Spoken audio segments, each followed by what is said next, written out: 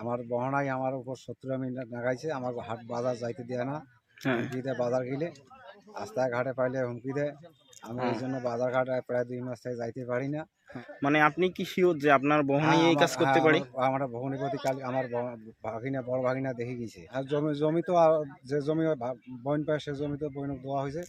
মাগ আমার বুদ্ধিতে নিয়ে যাওয়ার পরে একই সাথে জমি লেখি নেওয়ার পরে আর বাকি জমিটা আমরা 2 ভাই লেখি নেওয়ার পরে সেদিন থেকে আমাদের সত্যি শত্রু আমি। আমার ভাইকে আন্তর্জালায় ধরে ডাঙাইছে, আমাকে পিটাইছে, এখনো আমাকে হুমকি দেয়, বাজার যাইতে দেয় না। এটা আমি সঠিক বিশ্বাস চাই।